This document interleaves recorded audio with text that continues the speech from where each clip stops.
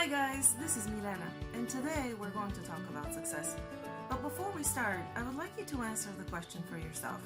Are you successful? Do you feel successful? Success is something that most of us strive toward most of our lives, or all of our lives. But what is success? We're all familiar with the dictionary definition of the word, which is basically one of two things: the attainment of a specific aim or a goal or purpose, or the achievement of popularity and wealth, basically becoming rich and famous. We all know at this point in our lives that we can create our own definition of anything in our life, of what marriage is, what love is, what relationships are, what success is, and so on and so forth. So I asked my students once in class to write their own definition of success, and they all took turns sharing them with the class. I got to a student and I asked him, "Are you successful?" And he said, "Oh no, absolutely not." And I said, "Okay, what is your definition of success?" And he said, "Spending time with my friends and family, my loved ones." And I said, "Okay, do you spend time with your friends and family, your loved ones?" He said, "Oh yeah." I said, "Then you are incredibly successful." He says, "Oh no, I'm not successful." I said, "Okay, let's start from the beginning. What is success to you?" And so on and so forth. So we went through this whole sequence of questions and answers several times before he understood that according to his own definition, he was absolutely successful. But what he was doing is he was using a different measurement system. What he was using to gauge the level of his own success, or whether he was successful or not, was some commonly accepted set of definitions or set of rules of what success became. Now, who had created that definition? Who did it apply to? That didn't matter, because he was using it to measure his own success and feeling incredibly unsuccessful. And now that's the catch. Sometimes we create our own definition of something, but we don't actually live by it. What we try to achieve is not our own definition of success, but something or somebody else's. Now, this ends up being extremely difficult, and also, if we were to achieve it, very unsatisfying. Why? Because it doesn't correspond to our own. Why do we do it? Because we hope that enough people will see us as successful in this case. And if they start reflecting it back to us, maybe if enough people did that, we will eventually start feeling successful too. But unless we fulfill our own definition of success, that doesn't actually happen. Now, one of the things that we do is we tie our success to a particular outcome, a set of goals or a result. And if that particular result is not achieved, then we feel very unsuccessful. But even if we look at the dictionary definition, the attainment of purpose or goal, what if we make going through the experience that personal goal?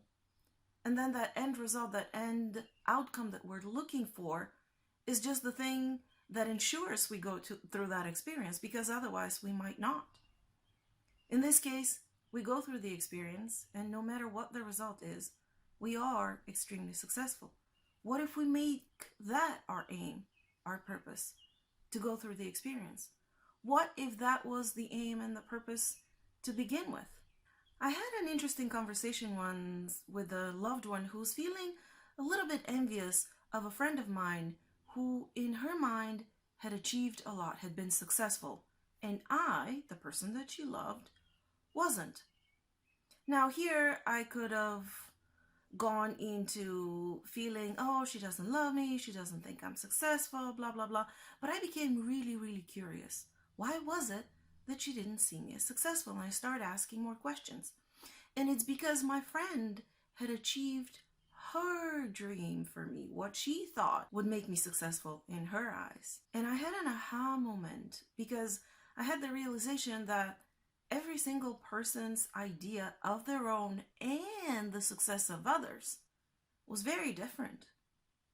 And if I allowed the definition of this person, although I love them very much, to define what made me successful, then I could have spent my whole life trying to achieve that goal and not being happy at the end, even if I did achieve it.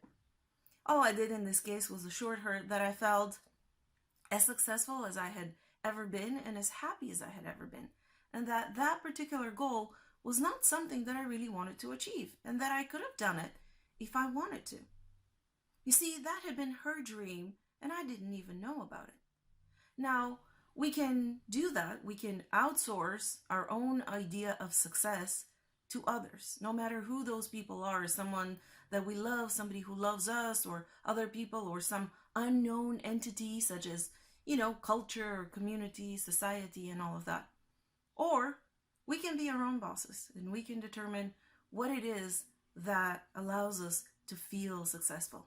I say feel successful because that is the key.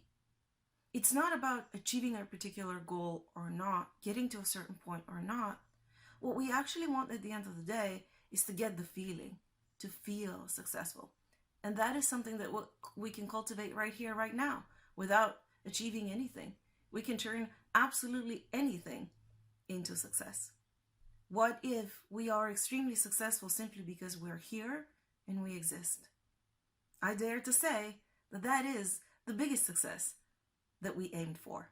And we did it. We're here. One person had said, and I don't remember who, that success is how much we are able to enjoy every moment of our existence.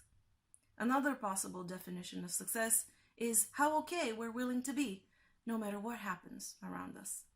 There are millions of definitions of success, but you are the boss of you. And you might as well be a pretty amazing one. And if you still struggle with finding your own definition of success or embodying it in your own life, you can book a session at askmilena.com. Don't forget to subscribe to my newsletter to receive as a gift the ebook 7 Life Hacks to Empower Your Daily Life. If you have not subscribed to the channel, do so down here, and I'll see you next Friday. Bye-bye, guys.